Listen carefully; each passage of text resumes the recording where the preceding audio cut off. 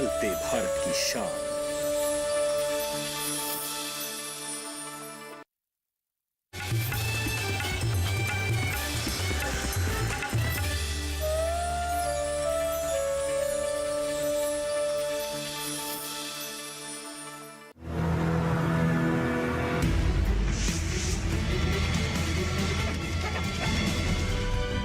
कृषि उपज से आत्मनिर्भरता। इन्वेस्टमेंट छोटे शहरों में भी आए, आय को दुगना करने में सक्षम है।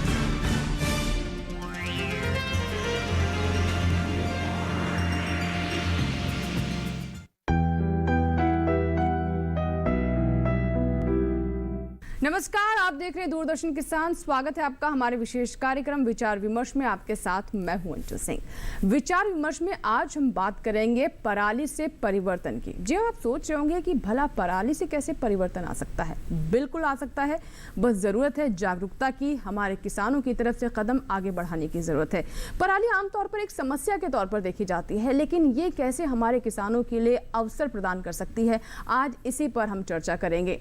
पराली से किस तरह के प्रोडक्ट्स आप बना सकते हैं, पराली से आप खाद बना सकते हैं, ये एक अच्छा कीटनाशक जो कह सकते हैं खरपतवार जो है उस पर अंकुश लगा सकता है। इसके अलावा औद्योगिक मांग भी पराली की बढ़ रही है, तो किसान इन अवसरों को समझें और जाने कि कैसे इसका प्रबंधन किया जा सकता है, कौन कौन सी मशीनें बाजार में उपलब्ध है जिन तक उनकी अब पहुंच बन सकती है और एक सकारात्मक बदलाव आ सकता है। जो पराली एक समस्या है वो समाधान में तब्दील हो सकती है, इसीलिए हम कह रहे हैं पराली से परिवर्तन। तो चलिए आज की चर्चा की शुरुआत करते हैं और जो खास मेहमान है इस चर्चा में शामिल होने के लिए उनसे आपकी मुलाकात करवा देते हैं।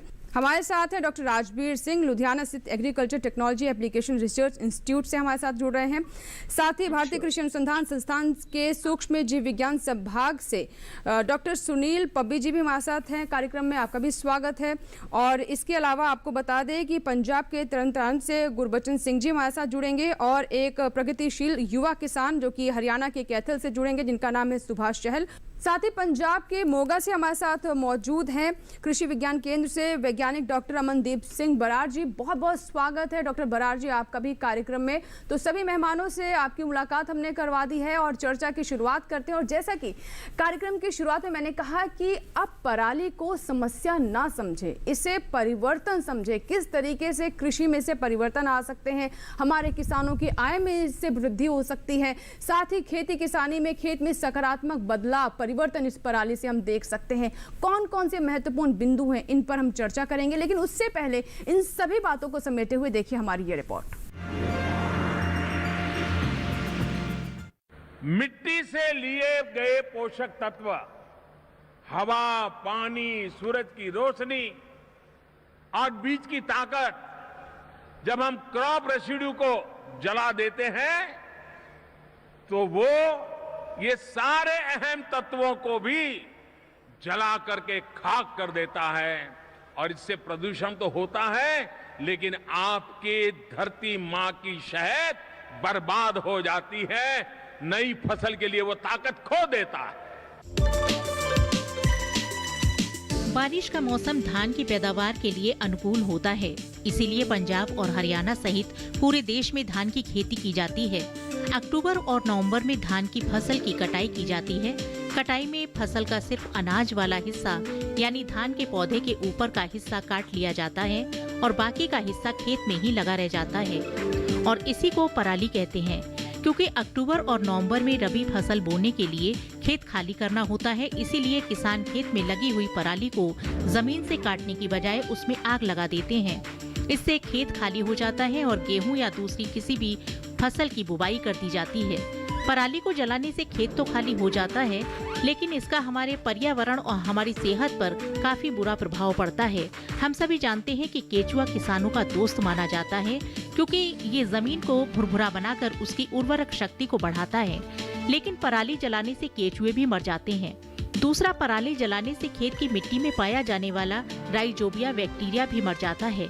ये बैक्टीरिया पर्यावरण की नाइट्रोजन को जमीन में पहुंचाता है, जिससे खेत की उपजाऊ क्षमता बढ़ती है। राइजोबिया बैक्टीरिया के खत्म होने से किसानों को नाइट्रोजन वाली खाद ज्यादा मात्रा में डालनी पड़ती है, जिससे खेती की लागत बढ़ जाती है और किसान को मिलने वाला लाभ कम हो जाता है।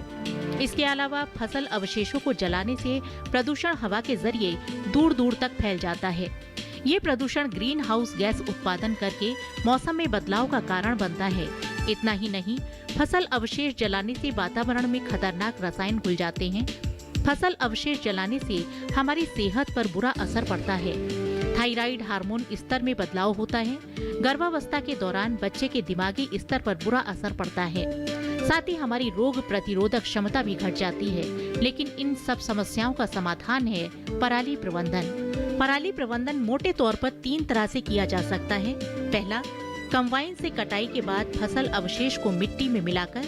दूसरा, बिना पराली जलाए जीरो टिलेज मशीन से बिजाई करके। और तीसरा, SMS लगी कंबाइन से कटाई के बाद हैप्पी सीडर से बुआई करके। इनमें से तीसरी विधि सबसे सफल और सबसे बेहतर है।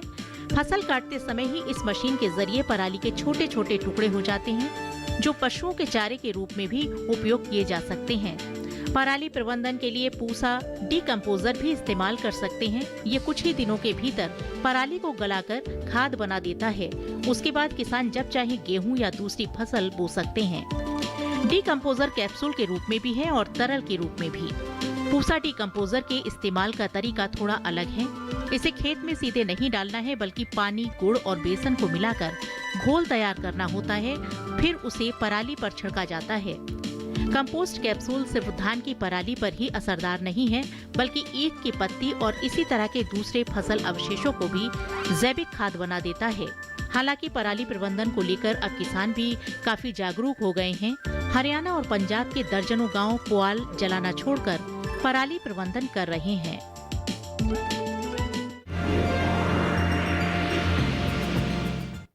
तो अभी आपने रिपोर्ट देखी और हमने आपको बताया कि दरअसल वो कौन सी स्थितियां रहती थी जिसके चलते किसानों को अपने खेतों में इस पराली को जलाना पड़ता था। लेकिन अब ऐसा ना हो, इसीलिए कई ऐसे विकल्प बाजार में उपलब्ध हैं।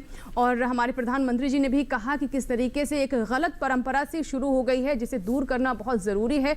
हमारे किसान बहुत सारे ऐसे भी हैं जो कि जागरूक हैं और उन्होंने कसम खा ली है कि अब पराली को खेत में नहीं जलाएंगे। तो वो किसान जो कि अभी भी इससे जुड़े हुए हैं, जो ऐसा कर रहे हैं, तो आज के इस पूरे कार्यक्रम को देखिए और इसको अगर आप पूरा देखेंगे तो मैं आपसे कह सकती हूँ कि आपका ये विचार बिल्कुल बदल जाएगा जब आप जानेंगे कि इस पराली के कितने लाभ हो सकते हैं।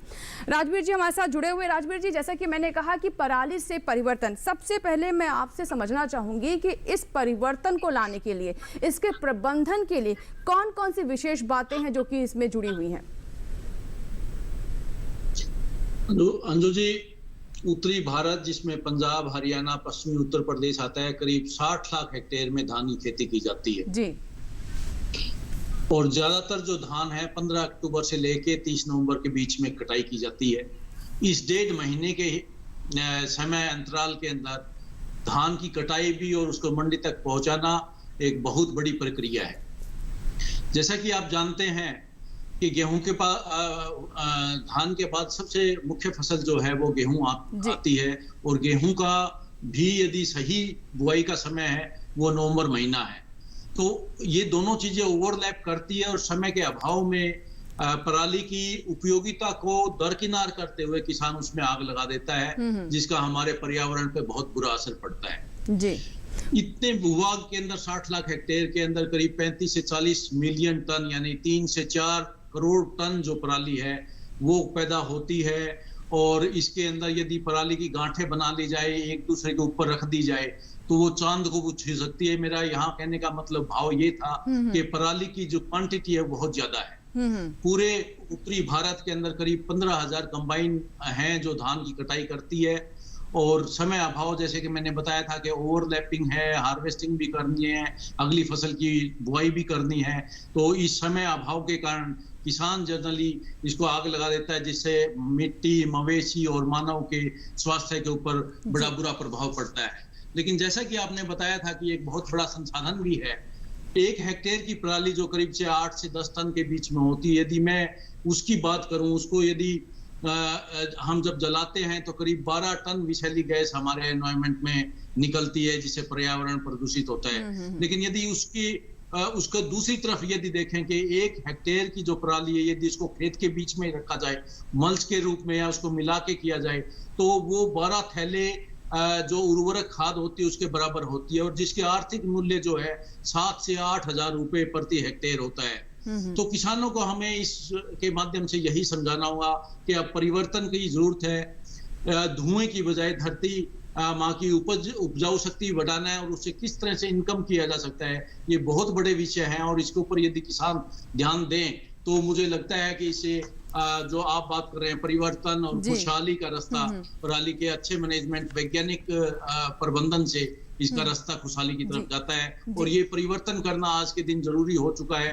क्योंकि जिस तरह से पर्यावरण के कुप्रभाव हमारे हर जगह दिखाई दे रहे हैं, तो मुझे ऐसा लगता है कि इसके बारे में हमें चिंतन करना चाहिए, हर किसान को इसके बारे में होना चाहिए। और हमें बिल्कुल राजवीर जी ने बताया कि बहुत सारी बातें हैं जिन्हें ध्यान में रखकर हमारे किसान इसका सकारात्मक उपयोग कर सकते हैं। और हमारे किसान भी बताते हैं कि क्योंकि धरती, जिसे हम कहते हैं धरती माता, और किसान धरती के कितने करीब रहता है ये बात बताने की जरूरत नहीं है। किसान भी नहीं चाहते कि उन्हें इस तरह का अत्याचार अपनी धरती पर करना पड़े, लेकिन क्योंकि कोई प्रबंधन की स्ट्रेटेजी नहीं उनके सामने, इस वजह से उन्हें ऐसा करना पड़ता है। राजवीर जी, मैं आपसे जानना चाहूंगी कि प्रबंधन से जुड़ी कौन कौन सी खास बातें, और खास तौर पर जिन मशीनों का हम जिक्र कर रहे हैं कि पहले कंबाइन हार्वेस्टर आया, उसके बाद अब ये जो पराली की समस्या है उससे निपटने के लिए भी मशीनें हैं, मैं चाहूंगी इसके बारे में भी थोड़ा विस्तार से बताएं। पराली प्रबंधन के अंदर जब हम बात करते हैं, जैसे पराली का वॉल्यूम मैंने बताया, उसका मेन रीजन जो कंबाइन हार्वेस्टिंग है, उनके अगेंस्ट जो मशीनें आई हैं उसको समाधान करने के लिए उनका उपयोग, जागरूकता, इच्छा शक्ति, ये सभी पराली प्रबंधन के अभिन्न अंग है।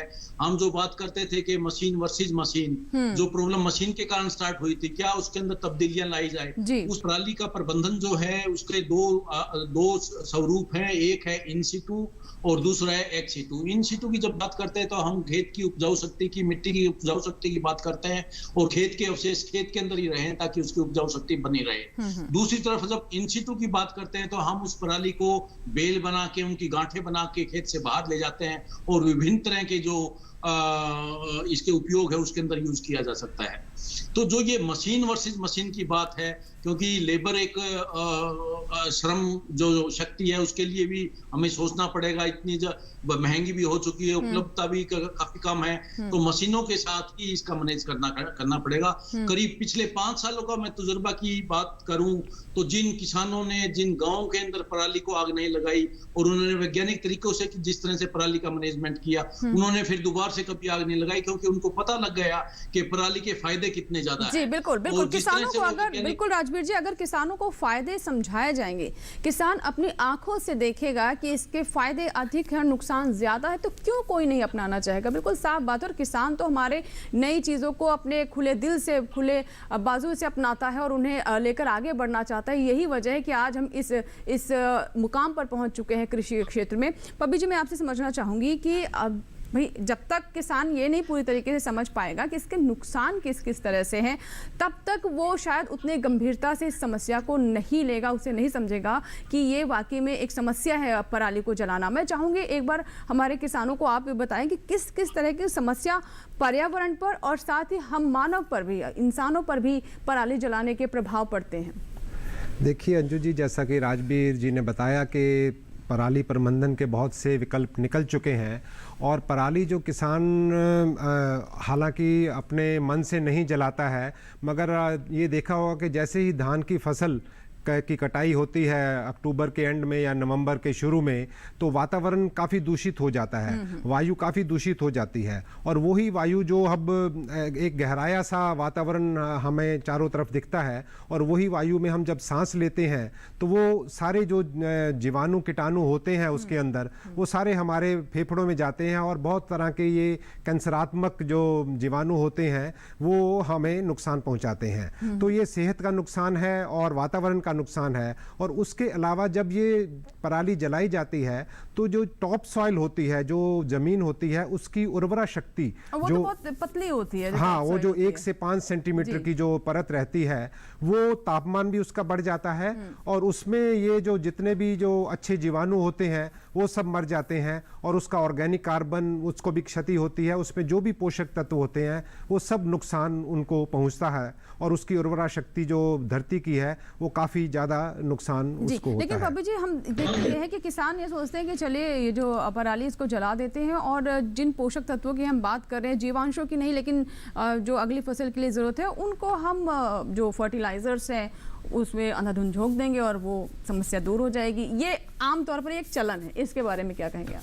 देखिए आप, ये नॉर्मली ये चलन देखा गया है कि जब भी हम कोई फसल लगाते हैं और उसमें हम ये केमिकल फर्टिलाइजर्स का इस्तेमाल करते हैं और अगले साल जब भी हम फसल दोबारा लगाएंगे तो उसमें ज़्यादा केमिकल फर्टिलाइजर उसमें डालना पड़ता है, कीमत बढ़ती जाएगी। कीमत बढ़ती जाएगी और ज़मीन को भी नुकसान होता जाएगा। और ये जो फर्टिलाइज़र हैं इनकी एफिशिएंसी जो होती है वो भी घटती जाती है और ये जो है परकोलेट करके ये ज़मीन के नीचे चले जाते हैं, पानी में दूषित करते हैं और इस तरह से ये हमें कई तरह का नुकसान भी पहुंचाते हैं। तो इन सब चीज़ों को देखते हुए अच्छा यही है कि अच्छा विकल्प यही है कि अगर ये पराली, जैसा कि डॉक्टर राजवीर ने कहा कि इन सीटू मैनेजमेंट, कि अगर खेत में ही इसको गला दिया जाए और इसको खाद में बना दिया जाए तो ये पराली में जो भी पोषक तत्व हैं वो सारे खाद बनकर वो पौधों को मिलेंगे और जमीन की उर्वरा शक्ति भी बढ़ जाएगी। जी, तो जैसे कि आप बता रहे हैं कि पराली को ही अगर खेत में यानी इन सीटू खेत के अंदर ही उसको डिकम्पोज कर दिया जाए या फिर खाद में तब्दील कर दिया जाए तो जो उसके पोषक तत्व हैं वो मिट्टी में मिल जाएंगे। तो मैं चाहूँगी किस किस तरह के पोषक तत्व होते हैं जिनकी ज़रूरत मिट्टी को होती है और इस पराली से जिसकी पूर्ति हो सकती है, और ऐसे में शायद उन केमिकल्स का इस्तेमाल करने की भी ज़रूरत नहीं होगी किसानों को, जिनको लेकर उनकी लागत भी बढ़ जाती है। जैसा कि डॉक्टर राजवीर ने भी बताया कि बहुत से पोषक तत्व जो मेन जो हम क्रॉप के लिए पोषक तत्व होते हैं, नाइट्रोजन, फास्फोरस, पोटाश, ये सब तरह की ये जो पोषक तत्व हैं ये इस खाद में रहते हैं और ये खाद जब गल जाती है तो ये घुलनशील अवस्था में ये सभी पोषक तत्व मिलते हैं और इसके साथ साथ जो आपके माइक्रो न्यूट्रिएंट्स जिसे हम कहते हैं वो सब भी इस पराली के अंदर रहते हैं और वो खाद में तब्दील हो जाते हैं। और सबसे अच्छा ये है कि जो सॉइल ऑर्गेनिक कार्बन है उसको भी ये बढ़ाते हैं। जो सॉइल की, जो जमीन की उर्वरा शक्ति है वो बहुत निर्भर करती है सॉइल ऑर्गेनिक कार्बन में। और एक समय था कि ये जो सॉइल ऑर्गेनिक कार्बन है ये 1 से 1.5% के आसपास था, जो कि अब घटकर 0.2-0.3% हो गया है। और अगर हम ये जो पारंपरिक खादें हैं जैसे आपकी गोबर की खाद है, वर्मी कंपोस्ट है, या ये जो पराली से खाद बनाई जाती है, इन खादों का इस्तेमाल करेंगे तो उससे ये ऑर्गेनिक कार्बन बहुत बढ़ता है और उससे जो धरती की जो जीवाणु शक्ति है वो भी बहुत बढ़ती है और वो जो है इसकी उर्वरा शक्ति को बढ़ा देती है। जी बिल्कुल, तो जीवांश जो है मिट्टी के, जो धरती के, वो बने रहते हैं और ये जीवांश आपकी फसल की सेहत के लिए बहुत महत्वपूर्ण भूमिका निभाते हैं और साथ ही जो उर्वरक हैं उनकी पूर्ति भी हो जाती है, आपको केमिकल्स का इस्तेमाल नहीं करना पड़ेगा और कुल मिलाकर मिट्टी की सेहत भी सुधरेगी और दूसरा लागत भी कमी आएगी, जो हमें बता रहे हैं हमारे मेहमान। चलिए बढ़ते आगे और अब बराड़ साहब से बात करते हैं। अमनदीप बराड़ जी भी हमारे साथ बने हुए हैं। बराड़ साहब, आप तो सीधा किसानों से जुड़े हुए हैं, कृषि विज्ञान केंद्र एक पहली कड़ी है किसान वैज्ञानिकों के साथ और किसानों के बीच में। आपसे मैं समझना चाहूंगी कि क्या किसान आप तक पहुंचते हैं ये समस्या लेकर कि भाई अब उन्हें नहीं पराली जलानी, या फिर पराली का प्रबंधन वो किस तरीके से करें, या फिर इसके किस तरीके के औद्योगिक इस्तेमाल हैं जहां तक वो पहुंच बना सकते हैं और अपनी आय में वृद्धि कर सकते हैं। प्रैक्टिकली जो व्यवहारिक तौर पर क्या स्थिति रहती है? जिंदू जी, इसमें ऐसा है जैसे कोई भी काम नया शुरू करना हो ना तो उसमें फार्मर को थोड़ा सा हेजिटेशन रहता है। एक बार जब वो कर लेता है एक बार, फिर वो आगे करता जाता है। तो हमारी जो एक्सटेंशन में है, हम फार्मर को एक बार उसके खेत में जाके करके दिखाते हैं। पहले वो हम जब उनको बताते हैं जी इसके इतने फायदे हैं, तो वो मानने को कई बार उतना तैयार नहीं होता, हम उसको बता देते हैं। लेकिन जब हम उसके साथ जाते हैं, उसके खेत में जाते हैं, फिर करके दिखाते हैं, उस फार्मर को भी दिखाते हैं और साथ में जो दूसरे उसके आस पड़ोस के हैं फार्मर उनको भी दिखाते हैं ये इसकी उपज है, जो पैदावार है वो भी बढ़ रही है और साथ में उसकी जो जमीन की उपजाऊ शक्ति है वो भी बढ़ रही है। तो जो फार्मर से फार्मर, एक किसान से दूसरे किसान की एक्सटेंशन है, आपस में जो विचार विमर्श करते हैं उससे बहुत जल्दी सीख मिलती है। तो फार्मर के खेत में जाके जब हम करते हैं तो दूसरे किसान जल्दी मान जाते हैं, फिर वो आगे से आगे एक दूसरे फार्मर को बताते जाते हैं, किसान को बताते जाते हैं। तो ऐसे हमारी एक्सटेंशन फिर आगे से आगे चलती जाती है। जी, तो आप पहले से किस तरह का ट्रेंड देख रहे हैं किसानों के बीच में? जैसा कि आप बता रहे हैं कि जब आप प्रैक्टिकली व्यवहारिक तौर पर इन चीज़ों को किसानों तक पहुंचाने की कोशिश करते हैं, समझाते हैं, और किसान तो ऐसा है कि जो देखता है वही सीखता है। मतलब कई बार ये होता है कि हम जो बता रहे हैं शायद वो ना माने, लेकिन अगर जो उसका दूसरा किसान साथी बता रहा है, और चाहे उन्होंने हमारे माध्यम से या फिर कृषि वैज्ञानिकों के माध्यम से जानकारी हासिल की हो, वो जल्दी मानने के लिए तैयार होते हैं। तो क्या इस तरीके की चीज़ें भी आप देखते हैं, और पहले से क्या सकारात्मक बदलाव इस दिशा में आप देख रहे हैं?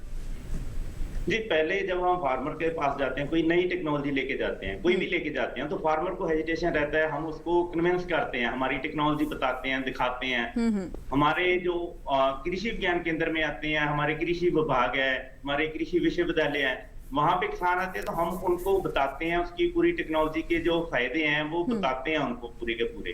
साथ में हम उसको डेमोन्स्ट्रेट करके हमारे फील्ड में दिखाते हैं। उसके बाद उसी को हम रेप्लिकेट करते हैं किसान के खेत में जाके। फिर वहां हम करते हैं फील्ड डे। फील्ड डे का मतलब क्या, किसान दिवस करते हैं। वहां दूसरे किसान जो भाई हैं उनको इकट्ठा करते हैं, वहां पे विचार विमर्श करते हैं, उनको दिखाते हैं प्रैक्टिकली कि जे हमने इसके फील्ड में किया, दूसरे साथ में फील्ड में वो किसान ने अपनी मर्जी से जो पहले से कर रहा है वो कर रहा है। और एक हमने प्लॉट है जिसमें हमारी टेक्नोलॉजी है, जैसे जे रेजिड्यू मैनेजमेंट किया, पराली का प्रबंधन किया, वो हमने कर दी। फिर वहां उनको दोनों का हम कंपैरिजन करके बताते हैं। तो फिर फार्मर खुद देख के, किसान भाई खुद देखते हैं, तो फिर उनको देख के बिलीव हो जाता है भी ठीक है जी, जो टेक्नोलॉजी दी है जी अच्छी है, तो फिर उनको मान लेते हैं। फिर जितने फार्मर वहां आते हैं वो आगे फार्मर से फार्मर, एक किसान से दूसरे किसान तक, वो ऐसे आगे से आगे बढ़ता जाता है। और पराली के प्रबंधन की बात तो ऐसी है जिसमें हम बोलते हैं मन जीते जग जीत। एक बार मन जीत लिया भी जी मैंने करना है, तो फिर वो कर देता है। ठीक है, शुरू में कई बार इसमें जब इन सिटू की बात करते हैं, पराली को हमने मिलाना है खेत में, कई बार खर्चा भी ज्यादा आता है, लेकिन बाद में जब उसकी उपज उससे डबल हो जाती है तो उसकी इकोनॉमिक्स देखता है, उपज देखता है, अपनी आमदनी देखता है, तो आगे नेक्स्ट ईयर जो आने वाले साल है खुद वो उसको अपनाने लगता है। जी जी बिल्कुल। बरार साहब, आपने जैसे कि कहा अभी कि मन जीत लिया अगर किसान का, तो फिर जंग जीत ली। और बता दें दर्शकों कि हाल में मन की बात में भी प्रधानमंत्री ने ऐसे किसानों का जिक्र किया जिन्होंने पराली प्रबंधन या पराली न जलाने की कसम खाई, और अन्य किसानों को भी प्रेरित किया। उनके बारे में भी हम आपको बताएंगे, हमारे कार्यक्रम में शामिल होंगे, किस तरीके से प्रधानमंत्री ने खुद उनका मनोबल बढ़ाया और साथ ही अन्य किसानों के लिए एक तरीके से प्रेरणा भी वो बनते हैं। तो अब मैं आपसे राजवीर जी जानना चाहूँगी कि जैसे कि हम कह रहे हैं कि चलिए मन तो जीत लिया, लेकिन उसके बाद जो योजनाएं हैं, जब तक किसान खुद नहीं जुड़ेंगे, जब तक किसानों के लिए जो कदम उठाए जा रहे हैं, उन कदमों से किसान कदम नहीं मिलाएंगे, तब तक हमें कामयाबी नहीं मिलेगी। तो सरकार की तरफ से पराली प्रबंधन या पराली की समस्या को अवसर में बदलने के लिए किस तरह के कदम उठाए जा रहे हैं, थोड़ा उसके बारे में बताइए। पराली प्रबंधन में केंद्र सरकार ने एक विशेष स्कीम शुरू की है, जिसके अंदर पंजाब, हरियाणा, दिल्ली और उत्तर प्रदेश के स्टेट शामिल है। इसके अंदर जैसा कि अभी बात ही हो रही है कि किसानों को मशीनों के बारे में या मशीनों उपलब्धता जो है वो एक बहुत बड़ा इशू है। मशीनें कॉस्टली है, तो उनको किसान खरीदे तो उसके लिए उनको अनुदान प्रदान करती है। ये एक ऐसी स्कीम है, मैं तो ये कहूँगा यूनिक स्कीम है कि जिसके अंदर पूरा 100% जो इकोनॉमिक्स या जो फंड्स है वो सेंट्रल गवर्नमेंट दे रही है। और इस स्कीम के अंदर किसानों को मशीनें प्रदान करने के लिए 50% जो सब्सिडी है वो किसानों को मिलती है। इसके अंदर यदि समूह बना के कस्टम हायरिंग सेंटर स्टार्ट करना चाहें तो 80% तक अनुदान मिलता है। तो ये गवर्नमेंट का मकसद यही है कि जो बात कर रहे थे कि मशीन वर्सेस मशीन, तो उन मशीनों को का प्रचलन बढ़ाना पड़ेगा। केंद्रीय सरकार ने मशीनों का किसानों की उपलब्धता करने के लिए 1150 करोड़ रुपए की स्कीम चलाई। उसका मुख्य मकसद ये था किसान मशीन जो मशीन वर्सेस मशीन की बात हुई थी, क्योंकि मशीनों की अवेलेबिलिटी नहीं थी, लेकिन पिछले 3-4 साल के अंदर किसानों को उपलब्ध कराने के लिए ये स्पेशल स्कीम लगाई, जिसके अंदर किसान यदि खरीदता है तो 50% तक अनुदान मिलता है, जबकि यदि समूह बना के वो यदि कस्टम हायरिंग सेंटर खोलता है तो उसको 80% तक अनुदान मिल सकता है। और इसका ये पिछले 3-4 सालों के अंदर करीब 1 लाख से ज्यादा मशीन किसानों को दी गई है और करीब 15,000 से ज्यादा कस्टम हायरिंग सेंटर जो है हरियाणा और पंजाब में खोले गए हैं ताकि किसानों को उनके एट डोर स्टेप जो मशीन अवेलेबिलिटी है वो इंश्योर किया जाए। इसी के साथ सेंट्रल गवर्नमेंट ने, मिनिस्ट्री ऑफ एग्रीकल्चर ने एक ऐप डेवलप की है जो आप गूगल स्टोर से अपने मोबाइल के ऊपर उसको डाउनलोड कर सकते हैं। उसका नाम है FARMS, FARMS, that means farm machinery solutions. वो यदि आप अपलोड करते हैं अपने मोबाइल से देख सकते हैं कि कौन सी मशीन उसके आसपास अवेलेबल है, उसकी क्या कॉस्ट होगी, किस वक्त किसान को जरूरत है, कितने टाइम के लिए उसको मशीन चाहिए, वो सारी चीजें जो है इस ऐप के ऊपर अवेलेबल है और किसान आराम से उसको मशीनों को बुक कर सकता है कि भाई हम मेरे खेत को इस तारीख को जरूरत है तो ये मशीन मेरे को उपलब्ध कराई जाए। उस तरह का एक ये जो मतलब स्कीम बनाई थी और उसके रिजल्ट्स बड़े उत्साहजनक है। काफी जगह के ऊपर किसानों को इस चीज का फायदा हुआ है और जो किसान अपने आप जो मशीनें खरीदी थी 50% सब्सिडी के ऊपर, वो किसान पूरी तरह से उन मशीनों का यूज करते हैं। और जैसे कि मेरे और साथियों ने बताया है कि एक बार किसान वो देख लेता है, कर लेता है, उसके बाद वो पीछे मुड़ के नहीं देखता। और ये एक प्रोसेस है, इस प्रोसेस के अंदर किसान की बात ज्यादा मानता है। तो इस तरह के हम स्पेशल प्रोग्राम करते हैं ताकि वो किसान जिसने ये एक नई तकनीक से पराली का प्रबंधन किया है उसके खेतों पे लेके जाते हैं ताकि किसान उसको देखे, आपस में बातचीत करते हैं, वो क्वेश्चन पूछते हैं, डायलॉग करते हैं, उसके बाद किसानों का बिल्कुल, यानी किसानों का पार्टिसिपेशन भी जब रहता है तो चीजें और सुगम हो जाती है, आसान हो जाती है और समझाना भी आसान रहता है। जैसे कि आपने ऐप के बारे में बताया, फार्म्स ऐप, ये मोबाइल ऐप है जिसे आप अपने फोन पर डाउनलोड कर सकते हैं और जो पराली प्रबंधन से जुड़ी मशीनें हैं उनके बारे में पूरी जानकारी हासिल कर सकते हैं। आपके इलाके में कहाँ से वो उपलब्ध हो सकती हैं, कितने उपलब्ध हो सकती है, सभी जानकारियाँ इस ऐप में उपलब्ध रहेंगी आपके लिए, जैसा कि राजवीर जी बता रहे हैं। और साथ ही जैसा कि उन्होंने बताया कि अब ये समय बदल रहा है और इसके साथ ही हमारे किसानों के लिए भी बहुत ज़रूरी है कि बदलते समय के साथ अपने आप को ढालें ताकि वो आगे बढ़ सके। फिलहाल यहाँ पर हमारे लिए वक्त हो गया एक छोटे से ब्रेक का, लेकिन ब्रेक के बाद जब वापस आएंगे तो हम आपको बताएंगे कि यही पराली जिसे अभी आप खेत में जलाने की सोचते थे या फिर जला देते थे, ये आपकी जेब भी भर सकती है। कैसे, जानेंगे इस छोटे से ब्रेक के बाद। बने रहे हमारे साथ, देखते रहे विचार विमर्श।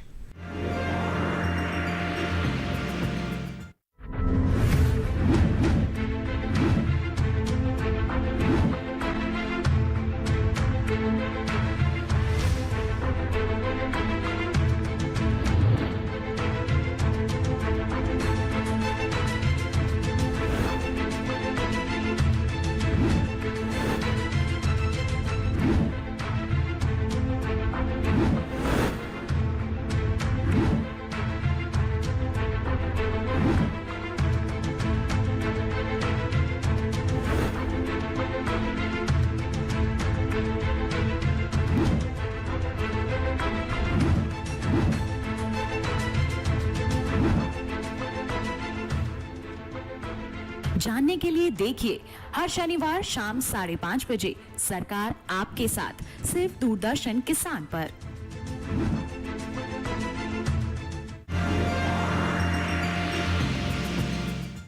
ब्रेक के बाद एक बार फिर आपका स्वागत है। आप देख रहे हैं विचार विमर्श। आज हम बात कर रहे हैं पराली से परिवर्तन की, और बिल्कुल परिवर्तन अब दिखना शुरू हो गया है।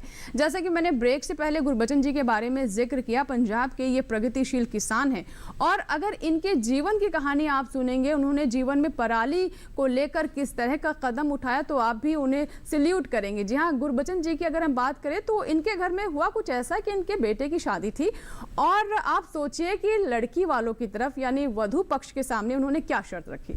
इन्होंने शर्त रखी कि हमें किसी तरह का उपहार नहीं चाहिए शादी में, बस उनकी तरफ से एक वादा चाहिए कि वो पराली खेत में नहीं जलाएंगे और इस बात को वो दूसरे लोगों तक भी पहुंचाए। फिर क्या था, पूरा गांव उनके साथ जुड़ गया और वधू पक्ष के जो लोग थे, जो परिवार था, वो अपने आप को सौभाग्यशाली समझ रहा था कि ऐसे परिवार में उनकी बेटी जा रही है। और जब ये बात गांव से निकलकर शहर तक और दिल्ली तक पहुंची तो प्रधानमंत्री जी ने खुद उनके बारे में मन की बात में जिक्र किया। तो चलिए गुरबचन जी से आपकी सीधा मुलाकात करवाते हैं, वो हमारे साथ खुद कार्यक्रम में जुड़े हुए हैं। गुरबचन जी, जैसा कि मैंने इस कहानी के बारे में बताया और मैं तो शायद उतने अच्छे से नहीं बता पाई, लेकिन क्योंकि आपके जीवन से जुड़ी हुई कहानी है, ये बात है, सच्ची बात है, तो मैं चाहूंगी आप हमारे दर्शकों को बताएं। हाँ जी, नमस्कार जी। जो पहले हमारे रिश्तेदार रिलेटिव्स हैं उनको मनाने के लिए हमें बहुत समय लगा। वो हमारी बात नहीं मानते थे। जो हमारा नया रिश्ता बनने वाला था, मेरे बेटे के ससुराल थे, जब वो हमारे घर आए तो हम उनसे ये कंसल्ट किया कि तुमको ये शर्त माननी होगी, वातावरण बचाने के लिए फसलों के अवशेष को ना जलाकर अपनी जमीन को उपजाऊ बनाओगे। जो पेस्टिसाइड है, फर्टिलाइजर है, इनका इस्तेमाल कम से कम करना है। तो वो जल्दी मान गए। फिर हमने ये भी कहा भी अगर तुम हमारी ये शर्त मानोगे तो हम थोड़ा जो समाज में सोशल इविल्स हैं उसको भी समाप्त करने में तुम्हारा योगदान मांगेंगे कि हम कैसे रीति रिवाजों को, रीति को छोड़कर हम जब अपने बेटे की शादी करेंगे तो सीधा जो हमारे परंपरा धार्मिक में है हम आनंद कार्य ही करेंगे, उससे पहले कोई रस्म नहीं करेंगे। सिर्फ मेरा तो यही इरादा था कि उन रिश्तेदारों को ये बात मनाई जावे कि आप वातावरण नहीं खराब करेंगे, पराली को, गेहूं के जो अवशेष है उसको नहीं जलाएंगे। वो मान गए, बहुत खुशी हुई। कुदरत ने कृपा की, इरादा ठीक था तो उसको समाज ने भी मान लिया है। बिल्कुल, जब समाज मान लेता है तो चीज़ें और आसान हो जाती हैं और लोगों तक पहुंचना आसान हो जाता है, चीज़ें मनवानी आसान हो जाती हैं। गुरबचन जी, मैं आपसे ये भी जानना चाहूँगी कि जब प्रधानमंत्री जी ने आपका जिक्र किया मन की बात में और आपके गांव वालों ने भी सुना होगा, आपने भी सुना कि प्रधानमंत्री तक आपकी ये बात पहुँची, उसके बाद किस तरह का माहौल था और आपको लगता है कि अब आप जिस राह पर चल रहे हैं इसमें और तेज़ी से आगे बढ़ सकते हैं और अधिक लोग इससे जुड़ेंगे? जब प्रधानमंत्री साहब ने ये मिशन को दुनिया में प्रचार दिया मन की बात के जरिए, तो मेरी जो जिम्मेवारी थी वो भी बढ़ गई जी। एक जो समझने वाली बात है, थोड़ा मुश्किल है कि आदमी का कॉन्फिडेंस कितना लेवल ऊंचा हो जाता है तो ज्ञान में भी बढ़ोतरी होती है। जो कहने के जो शब्द है, जिन शब्दों को सुनाना पड़ता था उन शब्दों को लोग सुनने लिए तैयार हो गए थे कि हम उसकी बात सुने तो हम भी फॉलो करें।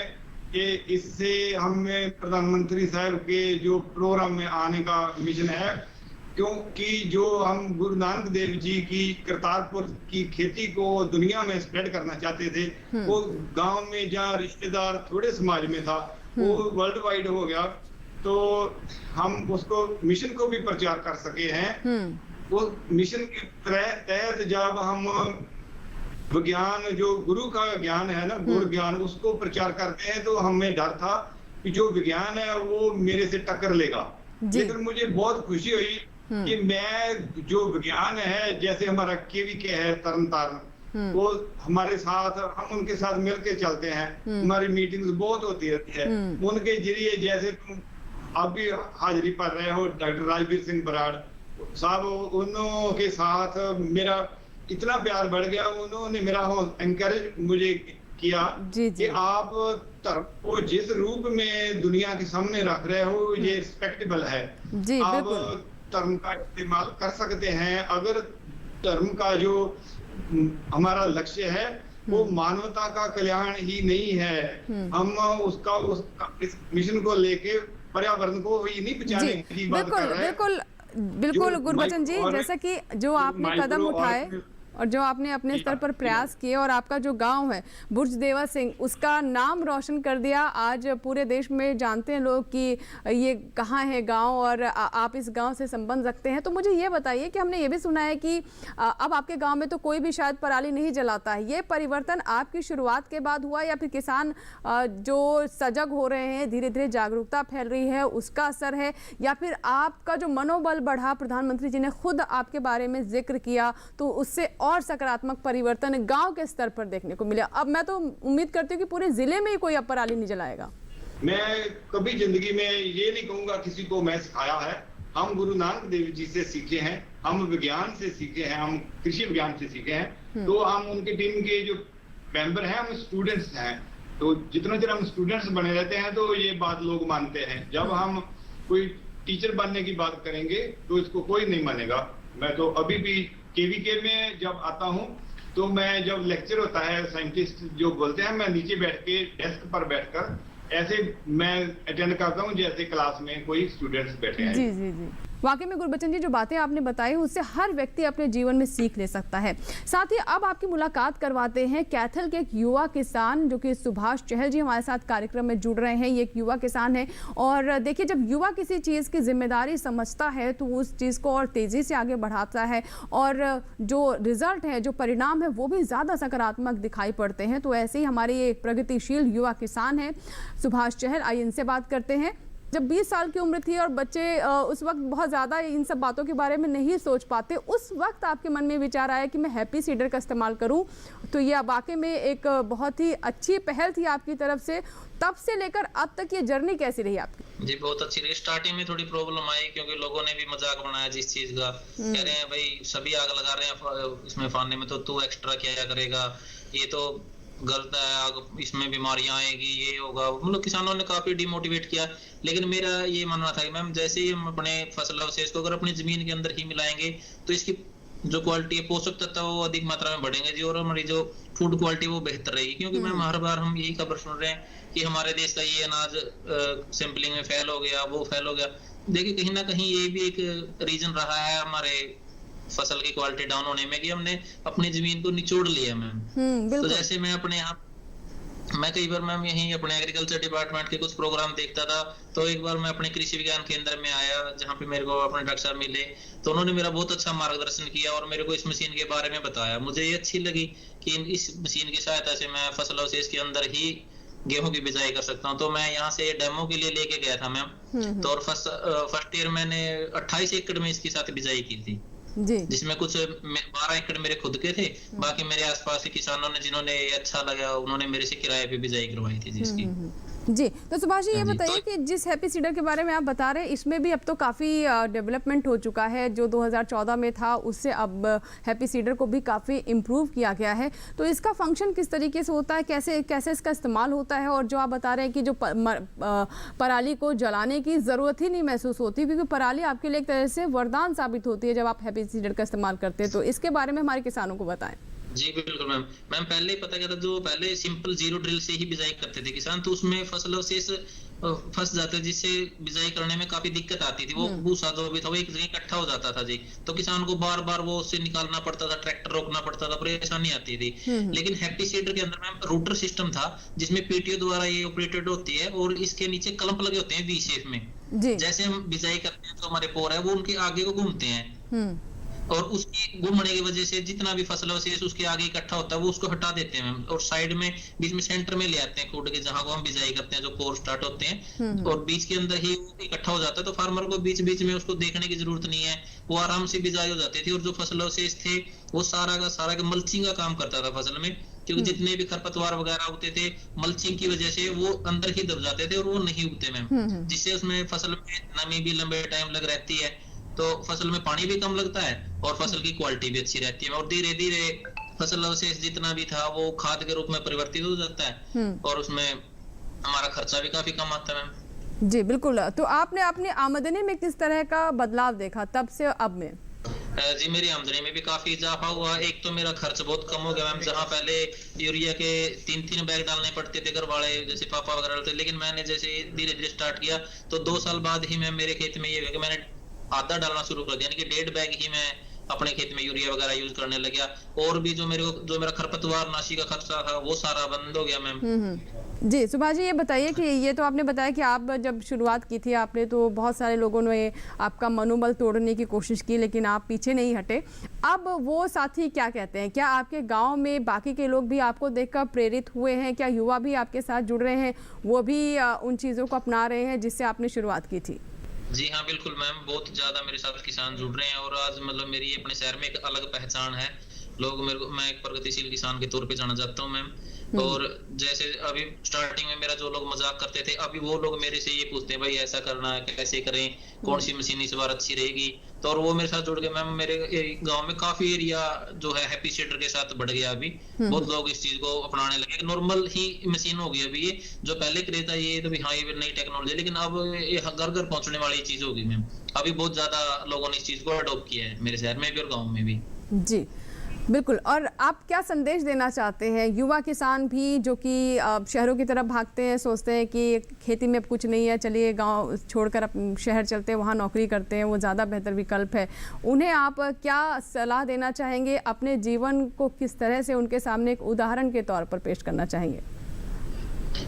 देखिए मैम, जैसे अगर कोई भी युवा खेती कर रहे हैं, अगर वो जो रूटीन वाली खेती करते हैं उससे तो किसान का भला होगा नहीं। अगर वो अपने एक लीग से हटके कुछ नया करने की ट्राई करेंगे मैम, कुछ नई चीजें अडॉप्ट करेंगे, नई टेक्नोलॉजी अडॉप्ट करेंगे, अच्छी क्वालिटी के सीड वगैरह बिजाई करेंगे और अपनी खेती का पूरा लेखा जोखा रखेंगे मैम, तो उस कंडीशन में मैं नहीं चाहता कि मतलब, और मेरी सोच भी नहीं है कि कोई बंदा नौकरी में खेती से ज्यादा कमा सकता है। अगर बंदा अच्छे से खेती करे और मतलब टेक्निकल तौर पर, तो वो नौकरी वाले से अच्छा लाइफस्टाइल ही जी सकता है। और सबसे मेन ये मैम, ये बर्डन फ्री लाइफ है। आप मतलब अपनी लाइफ को अच्छे से एंजॉय भी कर सकते हो और अपना काम भी बहुत अच्छे से चला सकते हो और अपनी फैमिली को भी टाइम दे सकते हो, आज भाग दौड़ की जिंदगी में पॉसिबल नहीं है। सुभाष जी, अब आपके गांव में पराली जलाने को लेकर लोगों की सोच बदली है क्या आपको देखकर? बिल्कुल मैम, अभी मेरे गाँव में बहुत ही रेयर चांस है बर्निंग का। अभी हमारे गांव में मतलब ग्रीन जोन है मेरा गांव, तो वहाँ पे अभी आग वगैरह का कोई प्रॉब्लम नहीं है। कोई बस एक दो ही केस ऐसे होते हैं जिसमें मतलब ये देखने को मिलता है थोड़ी बहुत एरिया में किसी फार्मर ने किया हो, नहीं ऑलमोस्ट मतलब मैम यही है कि मेरे गांव में भी आग वगैरह की कोई समस्या नहीं है। तो ये थे सुभाष चहल जो कि एक युवा किसान है, प्रगतिशील किसान है, जिन्होंने बताया कि जब इन्होंने शुरुआत की थी तो बहुत झिझक भी थी, लोग इनका साथ नहीं दे रहे थे, लेकिन वही लोग अब इनसे सलाह लेते हैं और किस तरीके से इनके गांव में भी बदलाव आया इसके बारे में भी उन्होंने जानकारी दी। और साथ ही गुरबचन जी भी हमारे साथ जुड़े, उनकी कहानी भी आपने सुनी कि किस तरीके से समाज को बदलने की एक तरीके से प्रक्रिया उनके माध्यम से शुरू हुई और पराली से परिवर्तन उनके गाँव में कैसे हुआ वो भी हमने जाना। इसी के साथ ही यहाँ पर एक छोटा सा ब्रेक के बाद भी विचार विमर्श जारी रहेगा, कहीं मत जाइएगा। सरकारी योजनाएं हैं आपके लिए, कहां से पाएं फॉर्म, कहां करें जमा, किससे करें बात, कौन से कागजात कहां होंगे जमा, क्या ऑनलाइन भी हो सकता है आवेदन? आजादी के 75वें साल में हर योजना का लेखा जोखा जानने के लिए देखिए हर शनिवार शाम 5:30 बजे सरकार आपके साथ, सिर्फ दूरदर्शन किसान पर।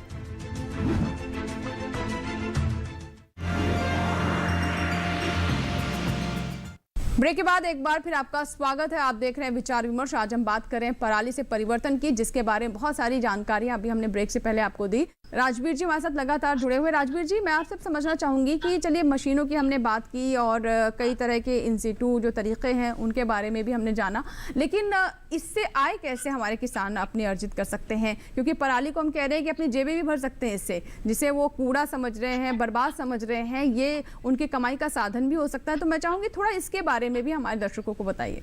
अंजू जी, जैसे मैंने बताया था कि 1 हेक्टेयर की जो पराली है उसका यदि मैं कॉस्ट में कन्वर्ट करूं तो करीब 7 से 8 हजार रुपए का जो फर्टिलाइजर है, उर्वरक जो किसान डालता है, उसकी कीमत इतनी बनती है, 12 बैग के बराबर पड़ता है ये।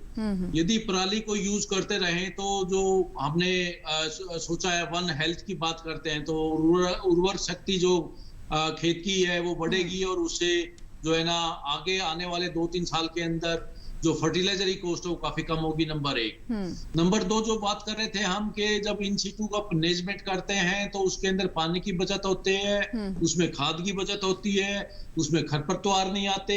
इसके साथ साथ एक चीज और भी है कि जो जब गेहूं की फसल पकती है तो उस वक्त टर्मिनल हीट आ जाती है, एकदम टेम्परेचर राइज कर जाता है, तो उसका जो नुकसान होता है उसकी भरपाई भी जो इन सिटू मैनेजमेंट या हैप्पी सीडर से जो हम सोइंग करते हैं उससे उसका फायदा होता है। इसी तरह अनटाइमली जो रेंज आती है मार्च या अप्रैल के अंदर जब फसल पकने को होती है, तो उस वक्त जो रेंज आती है उनका भी इसके अंदर समाधान ज्यादा है, क्योंकि उस वक्त लॉजिंग हो जाती है।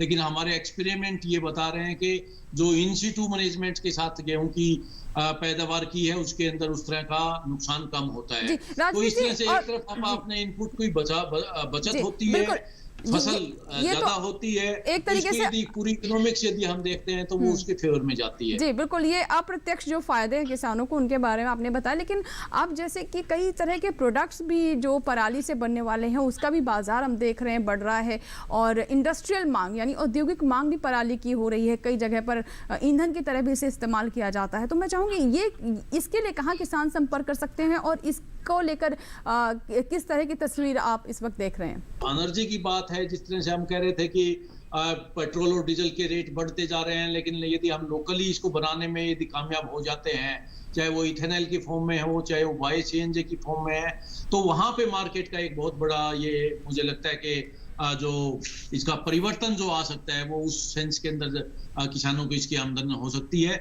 और इसके साथ साथ जो रोजगार के साधन है, क्योंकि इतना जैसे मैंने बताया था कि 35 मिलियन टन जो पराली है वो इसको यदि इकट्ठा करने में रोजगार के से मतलब काफी संभावनाएं बढ़ेगी। उसके साथ साथ जो पराली इकट्ठी करके जब उनको इनका इंडस्ट्रियल यूज करेंगे तो उसके अंदर किसान की आमदनी होने होगी और उससे खुशहाली की तरफ रास्ता जाएगा। तो अब ये बिल्कुल सही बात है आपकी कि पराली को परिवर्तन की जरूरत है, उसको एक मार्केट देने की जरूरत है, उसको किसानों की आमदन बढ़ाने के अंदर हमें सोचना पड़ेगा और इस दिशा के अंदर काफी प्रयास चले हैं। कुछ अभी जहां तक मेरे को पता है कुछ प्लांट्स लगे हैं जहां पे पराली के से ही बायो सीएनजी बनेगी और इथेनॉल बनेगा, जो अल्टीमेटली जो एनर्जी का यूज है पेट्रोल और डीजल का विकल्प के रूप में भी निकल के आ सकता है। और इसी तरह और धंधे भी ऐसे हैं, जैसे मशरूम के अंदर अभी टेक्नोलॉजी पहले गेहूं के उसकी जरूरत होती थी, लेकिन अब पराली जो धान की पराली उसको भी यूज किया जा सकता है। और इसी तरह एनिमल का फीड के लिए भी अब हम यहाँ पे लगातार प्रयास चल रहे हैं, वैज्ञानिक उसके ऊपर पूरा मंथन कर रहे हैं कि किस तरह से पराली को भी एनिमल फीड के अंदर यूज किया जाए। और उसकी बेडिंग करने के लिए जो सर्दियों में ठंड लगती है या मल्चिंग के लिए भी यूज किया जा सकता है, खास करके हॉर्टिकल्चर क्रॉप्स जो है उनमें काफी संभावनाएं हैं पराली का मल्चिंग के रूप में यूज करने का। तो इस तरह से ये अलग अलग जो संभावनाएं इनको इकट्ठा करके यदि हम देखते हैं तो पराली से परिवर्तन और खुशहाली का द्वार जो है मुझे लगता है बहुत अच्छी संभावनाएं हैं। जी बिल्कुल, पराली से परिवर्तन और खुशहाली का द्वार, बहुत अच्छी बात कही यहाँ पर राजवीर जी आपने।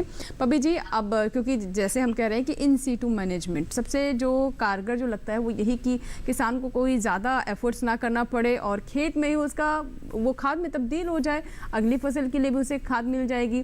जिन डिकम्पोजर के बारे में बात कर रहे हैं पूसा की तरफ से जिन्हें किसानों तक पहुँचाया जा रहा है, थोड़ा उसके बारे में बताएं कि किसान प्राप्त कहाँ से कर सकते हैं और कितने कारगर है, क्योंकि कई बार किसान ये कहते हैं कि पता नहीं इतने कम समय में वाकई में उन पराली गलेगी कि नहीं गलेगी, और ऐसा ना हो कि वो इस्तेमाल तो कर ले इनका डिकम्पोजर का लेकिन खेत खाली ना हो पाए।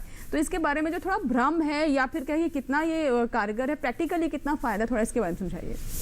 अंजू जी, जैसे कि आज की चर्चा हुई है, इस चर्चा से दो बातें उभर के आई हैं।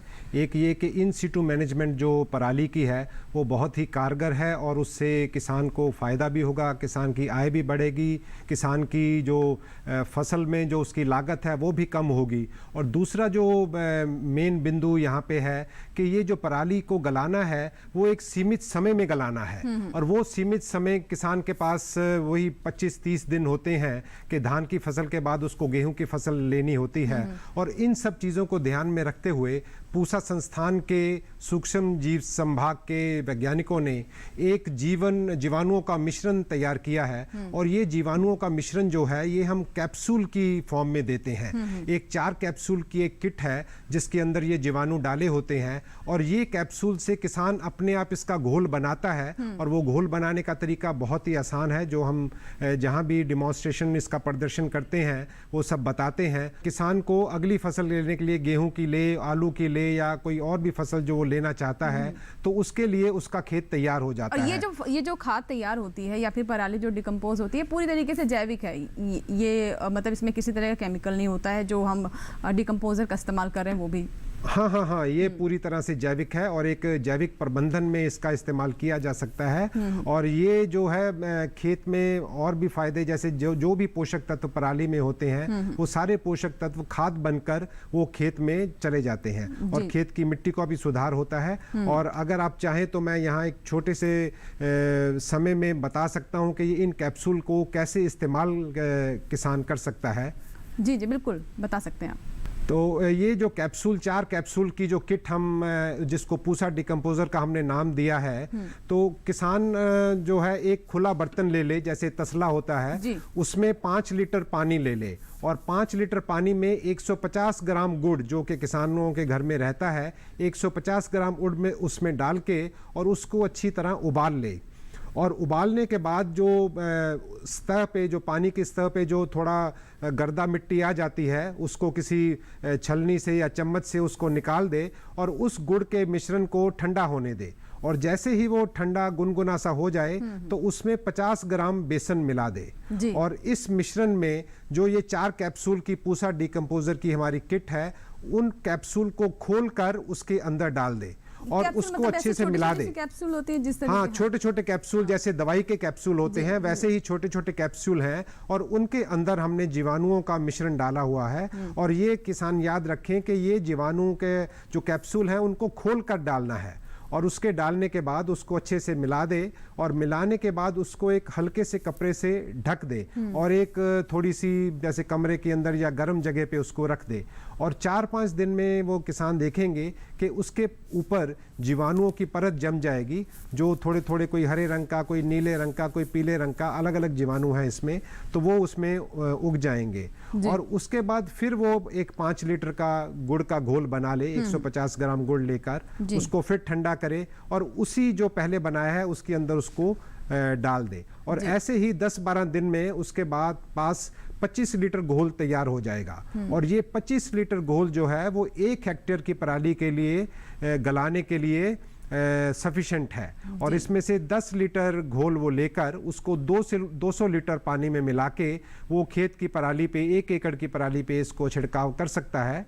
और फिर उसको 3-4 दिन बाद उसको रोटावेटर से उसको उलट दे और अगर लगे कि वो पराली काफ़ी सूखी हुई है तो उसमें हल्का सा वो उसको छिड़काव कर सकता है ताकि वो गीली रहे, तो उससे ये और जल्दी गलनी शुरू हो जाएगी और ये किसान देखेगा कि 20-25 दिन में काफ़ी पराली गल जाएगी और उसका खेत अगली फसल के लिए तैयार हो जाएगा। जी बिल्कुल पब्बी जी, बहुत ही अच्छी बातें आपने बताई। और देखिए ये जो चीज़ें इसमें इस्तेमाल होनी है, ये आपको बाज़ार से लाने की ज़रूरत भी नहीं है, ये तो हर किसान के घर में उपलब्ध होती हैं। तो इनका कैसे आप सदुपयोग कर सकते हैं और जो समस्या है उसका समाधान निकाल सकते हैं, बस आप इसे अपनाइए और थोड़ा आगे बढ़िए, अपने दिमाग को खोलिए, अपनी सोच को बढ़ाइए और पराली से परिवर्तन लाइए। राजवीर जी, अब मैं आपके पास आना चाहूँगी। मैंने एक आपका कार्यक्रम देखा था जिसमें देखा मैंने कि आप किसानों को सौगंध भी दिलवाते हैं कि पराली वो नहीं जलाएंगे। नहीं, हम किसानों को जब उनको फील्ड में ले जाके दिखाते हैं कि इसके ये रिजल्ट्स हैं, तो वो काफी हद तक कन्विंस हो जाता है कि हाँ पराली का मैनेजमेंट तो हो सकता है। लेकिन बात जैसे मेरे और साथियों ने बताया था कि शुरू में किसान थोड़ा सा डरता है, एप्रीहेंशंस होते हैं, उसके कुछ अपने फियर्स हैं, उनको दूर करने के लिए हमें किसानों के साथ मिलकर काम करना पड़ेगा। मैडम, जो भी हम ये प्रोग्राम कर रहे हैं, ये 3 लेयर स्ट्रेटजी है जिसके अंदर हम एक जागरूकता अभियान चलते हैं जिसमें बच्चों तक को भी, स्कूल के, गांव के स्कूल हैं, कॉलेजेस हैं, उनके बच्चों को भी इन्वॉल्व किया जाता है, किसानों को इन्वॉल्व किया जाता है, उनको हम कैपेसिटी डेवलपमेंट ट्रेनिंग देते हैं, मशीनों को कैसे चलाना है। जिन किसानों के पास मशीनें हैं या जिनके पास ट्रैक्टर हैं जो मशीनें चला सकते हैं, उनको ट्रेन किया जाता है। और तीसरी चीज जैसे प्रदर्शन, वो बहुत ही जरूरी है, क्योंकि प्रदर्शन जब लगता है तो किसान उसको देख के सीख लेता है कि हाँ ये चीज ऐसे होती है। और लास्ट के अंदर जब हम उसका हार्वेस्ट डे भी मनाते हैं, हार्वेस्ट डे के अंदर यही दिखाते हैं कि देखो आज हम इसका जो यील्ड है या इसका जो उत्पादन है वो आपके सामने इसको हार्वेस्ट करके दिखाएंगे, यील्ड ज्यादा आई है। जब उसको पूरा विश्वास हो जाता है तब वो उसको लगता है कि हाँ ये टेक्नोलॉजी किया जा सकता है। विश्वास जो बहुत महत्वपूर्ण कड़ी है का, या वो जो परंपरा है वो तो हमको मोटिवेट करने के लिए कि भाई हम पर्यावरण की रक्षा करेंगे। देखो अल्टीमेटली नेक्स्ट जनरेशन को भी हमें अपने रिसोर्सेज, नेचुरल रिसोर्सेज दे के जाने हैं। ऐसा नहीं है उनका अभी हम इतना मतलब प्रदूषण करके हम अल्टीमेटली, सबसे बड़ा नुकसान तो किसान को ही होता है जब वो आग लगाता है तो उसके गांव में, उसके खेत में जो आग लगती है वो धुआं उनको ही वो करता है। तो ये बातें बताने की जरूरत है और बच्चों को मोबिलाइज करते हैं।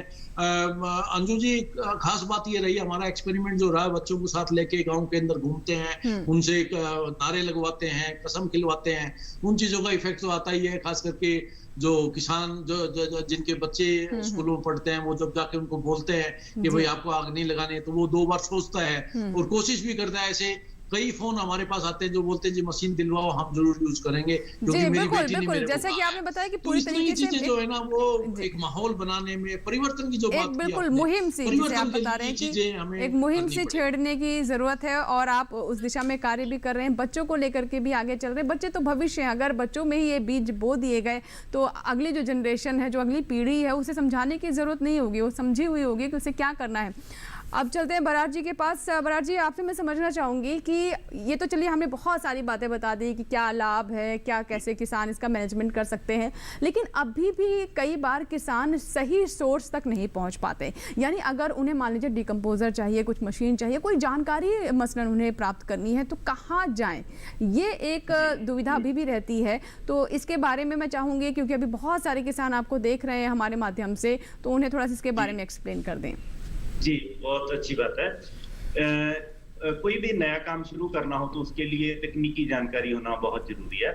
और जैसे ये पराली प्रबंधन का काम है, बेशक 4-5 साल से हम सभी वैज्ञानिक इस काम में लगे हुए हैं, सरकार भी लगी हुई है, भी फार्मर्स को इस तरफ लाया जाए भी वो पराली का प्रबंधन करें। लेकिन आपकी बात से मैं सहमत हूँ, कई बार किसान भाइयों को पता नहीं चलता भी इसकी जानकारी कहाँ से लेनी है। तो उसके लिए मैं बताना चाहूंगा भी किसान भाइयों ने जब इसके लिए तकनीकी जानकारी लेनी है तो अपने जिले के सदर पर कृषि विज्ञान केंद्र में जा सकते हैं। कृषि विज्ञान केंद्र में वो वैज्ञानिक है, वहाँ उनके साथ विचार विमर्श कर सकते हैं।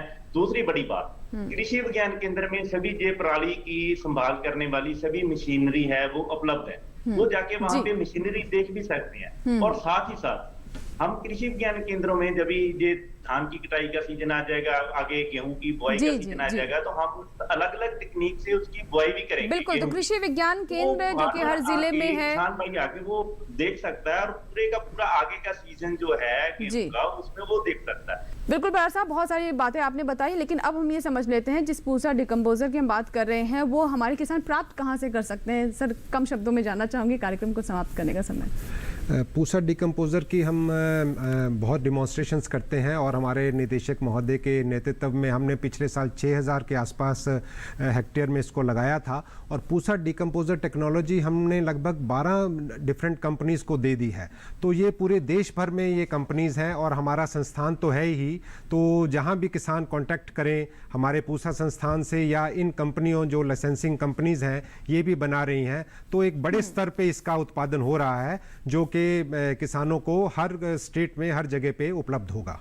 और हम पूरी आशा करते हैं कि आज के कार्यक्रम में जो हमारे किसान हमारे साथ जुड़े थे उनके जीवन की कहानी देखकर और हमारे विशेषज्ञों ने जानकारी दी है, हमारे दर्शक ज़रूर इन्हें अपने जीवन में शामिल करेंगे और पराली ना जलाने की सौगंध खाएंगे, इससे परिवर्तन लाएंगे। बहुत बहुत शुक्रिया राजवीर जी आपका भी, और हमारे साथ मनदीप जी थे और सुनील पब्बी जी हमारे साथ स्टूडियो में मौजूद थे। हमारे दो जो किसान हैं, प्रगतिशील किसान, वो भी हमारे साथ कार्यक्रम में जुड़े और अपने अनुभव साझा किए। आप सभी का बहुत बहुत धन्यवाद विचार विमर्श के लिए समय निकालने के लिए। इसी के साथ ही आज के विचार विमर्श में फिलहाल इतना ही। नए अंक में नई जानकारियों के साथ फिर होगी आपसे मुलाकात। तब तक ले दीजिए इजाजत, लेकिन चलते चलते आपको बता दें कि आप हमारा ये कार्यक्रम डीडी किसान के YouTube चैनल पर भी देख सकते हैं। बस इसके लिए करना यह है कि इस QR कोड को स्कैन करें और डीडी किसान के YouTube चैनल पर आप पहुंच जाएंगे, जहां पर किसी भी कार्यक्रम को जो आपका कार्यक्रम मिस हो गया उसे भी देख सकते हैं और इस कार्यक्रम को दोबारा भी देख सकते हैं। आप इस चैनल को जरूर सब्सक्राइब करें और अपने मनपसंद कार्यक्रम लाइक कीजिए। दीजिए इजाजत, नमस्कार।